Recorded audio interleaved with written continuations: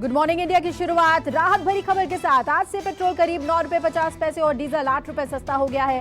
केंद्र ने पेट्रोल और डीजल पर एक्साइज ड्यूटी घटा दी है। पेट्रोल पर एक मुश्त 8 रुपए और डीजल पर 6 रुपए प्रति लीटर एक्साइज ड्यूटी कम कर दी गई है। घटी हुई कीमतें आज से लागू हो गई हैं। प्रधानमंत्री मोदी ने भी ट्वीट कर कहा कि सरकार के लिए आम लोगों की सुविधा सबसे पहले आती है। केंद्र के ऐलान के बाद केरल ने भी पेट्रोल डीजल से स्टेट वैट घटा दिया है। केरल सरकार ने पेट्रोल पर 2 रुपए 41 पैसे प्रति लीटर वैट कटौती का ऐलान किया है। वहीं डीजल पर 1 रुपए 36 पैसे प्रति लीटर वैट की कटौती की गई है। इसी के साथ केरल में आज से पेट्रोल 11 रुपए 91 पैसे और डीजल 8 रुपए 36 पैसे सस्ता हुआ।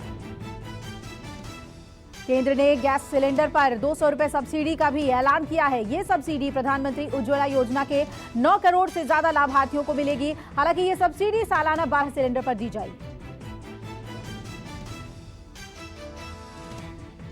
कांग्रेस ने पेट्रोल डीजल को लेकर मोदी सरकार को निशाने पर लिया। कांग्रेस से रणदीप सुरजेवाला ने कहा कि पहले 60 दिनों में 10 रुपए बढ़ाए गए, अब 9.5 रुपए घटाकर जनता को बेवकूफ बनाने की कोशिश हो रही है।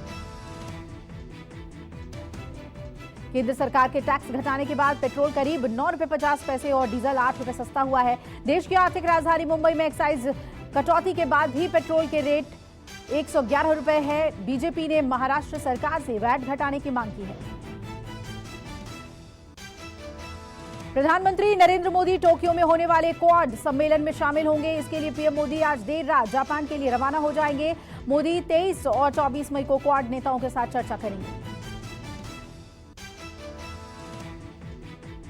प्रधानमंत्री मोदी ने डेफ ओलंपिक में शामिल भारतीय खिलाड़ियों के दल से मुलाकात की। पीएम मोदी ने पदक जीतने वाले खिलाड़ियों को शाबाशी दी। वर्ल्ड इकोनॉमिक फोरम की सालाना बैठक आज से स्विट्जरलैंड के दावोस में शुरू होगी। केंद्रीय मंत्री पीयूष गोयल 23 से 25 मई तक एक फोरम में मंत्रियों, मुख्यमंत्रियों और उद्योग जगत के नेताओं के डेलीगेशन को लीड करेंगे। गोयल के साथ मध्य प्रदेश, तमिलनाडु, आंध्र प्रदेश, महाराष्ट्र, कर्नाटक और तेलंगाना के मुख्यमंत्री भी शामिल होंगे। कैम्ब्रिज यूनिवर्सिटी में आइडियाज फॉर इंडिया सम्मेलन में राहुल गांधी ने कहा, भारत में हालात ठीक नहीं। भारत में बीजेपी ने चारों तरफ केरोसिन छिड़क रखा है। चीन के मुद्दे पर भी राहुल गांधी ने 7 समंदर पार पहुंचकर सरकार को घेरा। इधर विदेश मंत्री एस जयशंकर ने कहा कि विदेश मंत्रालय सरकारी आदेश का पालन करता है। राहुल गांधी के कैम्ब्रिज में दिए गए बयान पर केंद्रीय मंत्री मुख्तार अब्बास नकवी ने पलटवार किया। उन्होंने कहा कि कुछ लोग देश में रहकर और देश के बाहर हिंदुस्तान की बदहाली की दुआ करते हैं।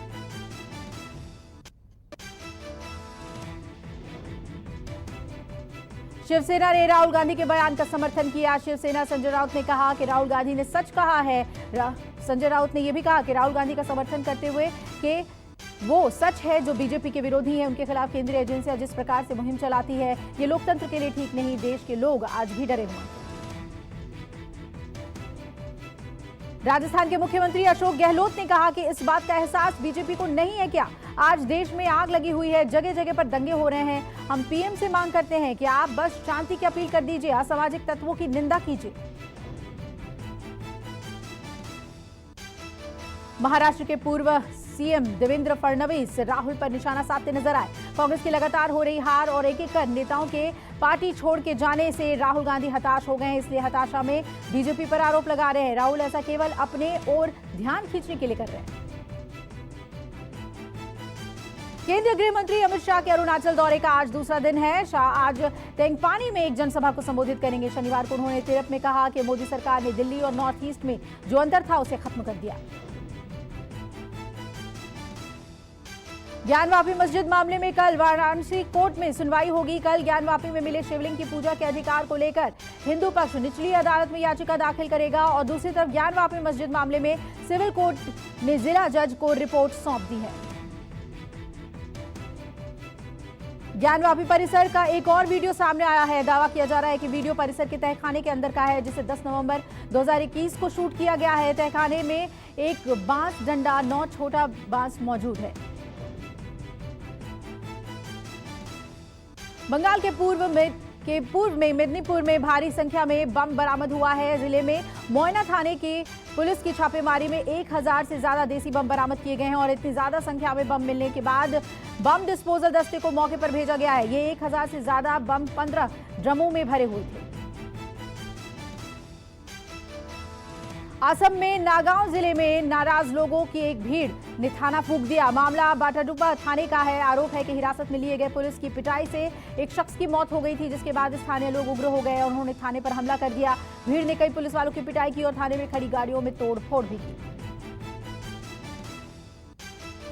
महाराष्ट्र नवनिर्माण सेना के अध्यक्ष राज ठाकरे की आज पुणे में रैली होने जा रही है। इस रैली में राज ठाकरे अयोध्या दौरा रद्द करने के साथ ही कई मुद्दों पर बोल सकते हैं। रैली को लेकर मनसे ने एक टीजर रिलीज किया है। इस टीजर में औरंगाबाद को संभाजीनगर कहा गया है। शिवसेना एक्ट्रेस उर्मिला मातोंडकर को राज्यसभा भेज सकती है। सूत्रों के मुताबिक राज्यसभा में दूसरी सीट को लेकर शिवसेना की ओर से अभिनेत्री उर्मिला मातोंडकर का नाम तय किया गया है। शिवसेना ने उर्मिला मातोंडकर का नाम इसके पहले मनोनीत विधायकों के लिए राज्यपाल को भेजा हुआ है, लेकिन वो पिछले 1.5 साल से अटका पड़ा हुआ है।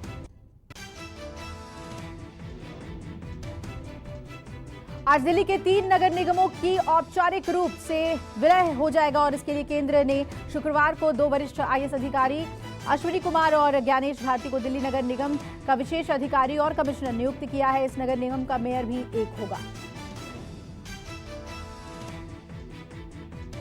लू से झुलस रहे भारत के उत्तर पश्चिमी हिस्से में अगले 3 दिन कुछ राहत की उम्मीद की जा सकती है। मौसम विभाग ने सोमवार को तेज बारिश का अलर्ट जारी किया है। उत्तर पश्चिम भारत के ज्यादातर हिस्सों में ज्यादा अधिकतम तापमान में 3 से 4 डिग्री सेल्सियस की गिरावट आ सकती है।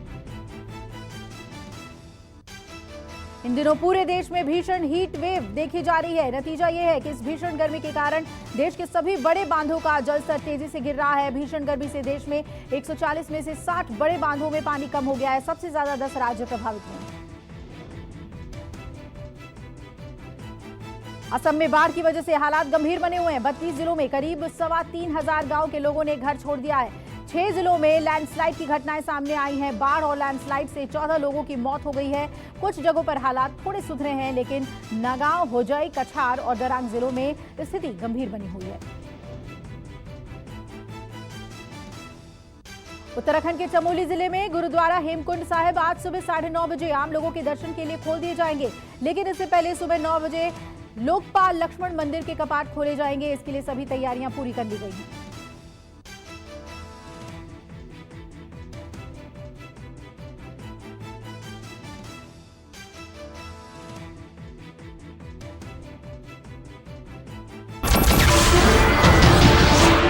नमस्कार, मैं हूं मानक गुप्ता।